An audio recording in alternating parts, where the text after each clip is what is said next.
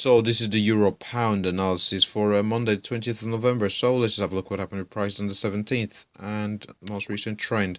So as we can see over here on the 17th, what we did was we had a retracement all the way down to this 89 region, and then we had a very strong impulsive move on the euro from this 89 region. We've got a very strong candle closing near its highs, and we did look poised for a further continuation, possibly retesting at 89.60, but we didn't quite get up there. And we've got this weekly pivot in around at 89.45, so we did trade above this 89.45 briefly, but we've had a bit of consolidation around at 89.45. Now in around at 89.45 we did see the first indicator of a possible breakdown in prices, so we did see that bullish move, but the first indicator that the trend was not strong for a continuation was this very strong bearish candle here. This strong bearish candle closing near its lows from after we've come into a major area of a weekly pivot here that I've put on the charts a couple of weeks now in around 89.45. So we have come up to this 89.45. We've had this bearish, the first indicator from the major level would be that bearish candle just there. But the fact that it may have been a consolidation for a further continuation, we couldn't possibly take that level. But the fact that we did have continuation downwards, a strong candle closing near the lows, again indicated that the impulsive move has been negated by the somewhat euro bears. Now we did see a retracement from this very strong bearish move, and we've seen a continuation, retaking the lows of the 89 level, where we had this consolidation just here to, yep, below 89 levels. So where are we now? We're into this area we've had a previous consolidation for. We've had a breakout, so we may act as support in around this region where we are at present. And where is that level? It is in around 88.90 essentially. Let's just double check that just to make sure. So it's in around 88.90. So we're into an area where we've found support previously, as we've had this consolidation just there before we had the breakout. So we'll see our prices react there. At the moment, we've seen some positiveness in the market in terms of the overall reaction. We do have the 200 period moving average there acting as a dynamic level of support, so we may see a retracement all the way back up to the 89.20, where we did have this consolidation just here before we see further downside momentum taking us all the way down to 88.74. Now let's have a look at potential downside targets, as the overall trend, the primary trend at present is to the downside, because we've got our highs there, lower high, another lower high again in and around a major a weekly pivot. So we do look poised if we do hold 89.20 as a another lower high. We do look poised for a further downside continuation. So we'll be looking to see our prices react to 88.74, below which we'll be looking to see our prices react to 88.50, if it being a major level, and below that we'll be looking at 88.20.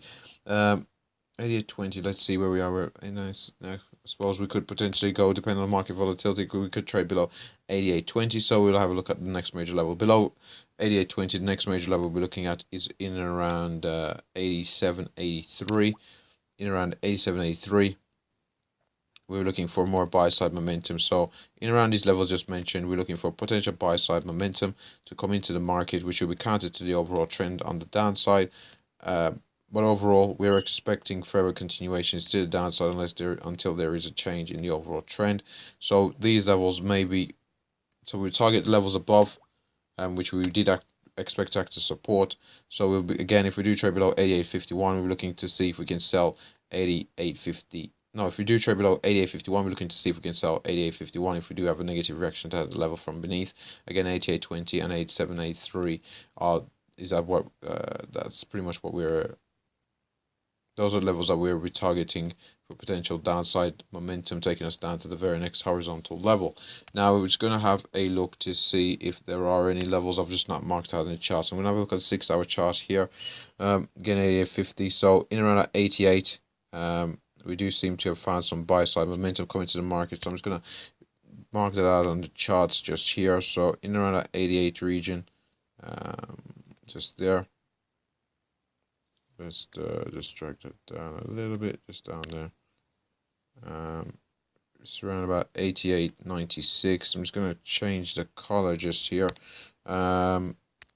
Just change the color as well. So before we get down to 87.83, we may see a reaction around that 88 level. And below that, the very next swing is all the way down before we get down to 86. Just gonna mark this out on the chart as well. Let's just mark this out.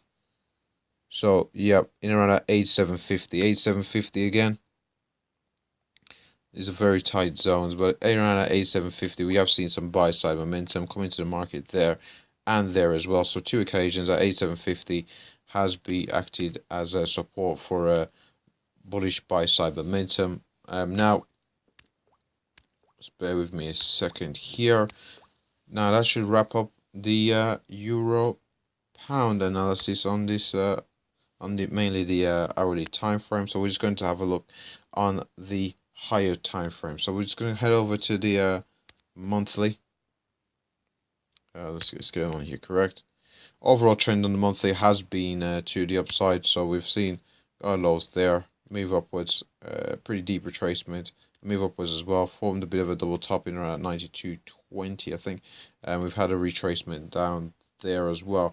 Now I do mention quite often that we are operating in shadow of this very strong bearish candle that's there, and again we've the upper end of our monthly range for October and November so far has been that 90.24. that we have seen quite a bit of sell side momentum coming to the market from that 90.24. Overall this month we are in a bullish territory. So we may close the month off bullish, which would be a somewhat good sign, as we possibly targeting that 90.24 to the upside. Look, as the first indicator that we might have had a bullish month would possibly be this this large week that we've seen on this inverted hammer, but the fact that it wasn't a bullish inverted hammer, I wasn't confident for a further upside momentum on the euro pound. But the overall trend is to the upside, so can anticipate buyers coming to market at some point. Now, if we do have a look at a weekly time frame, on a weekly time frame similar to the monthly time frame again, we've got a series of higher lows. We've had a contraction in volatility there. We've had a breakout, had a double top in around 92.20. We've had a couple of retests of that 90.24. Now, from this 90.24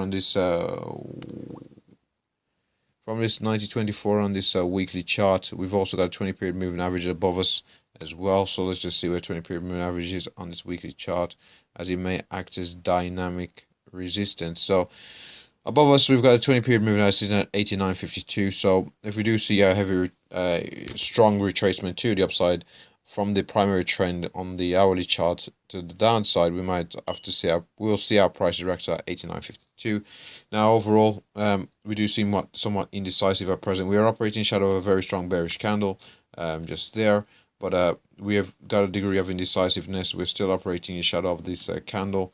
We've had brief tests below it, but buyers have come into the market. So if we use the strong bearish candles as reference, we are still somewhat range bound actually, because we've not had a breakout to the downside or to the upside from this candle that's there. So we're still operating with the range. So once we do have a breakout, we possibly look for target the very next major levels. But again, it may take some time for the breakout because we've been in this trading range for quite some time now.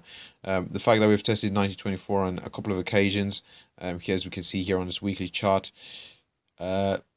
possibly indicates that it may break. We may break to the upside, especially as we are in an uptrend.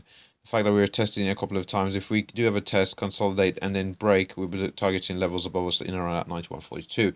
So we're just going to have a look at the daily chart before wrapping up here. So over the daily charts, as you can see, we mentioned the reason. We mentioned the 90.24. So on the 15th this month, we did go pretty close to this 90.24. We went as high as 90.14. So within 10 pips of the level of 90.24, we posted this bearish pin bar.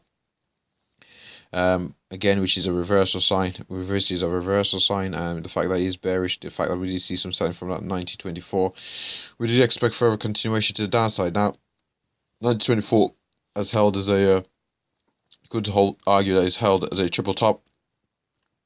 Even though we came within 10 pips or so of the level, we didn't actually test the level, and the fact that we've seen some more sell side momentum come into the market as a result. So we do have the major levels below us that we would be targeting. At present, we don't seem poised for a somewhat bullish move to the upside. But again, if any bullish moves to the upside, we're looking for potential shorting opportunities.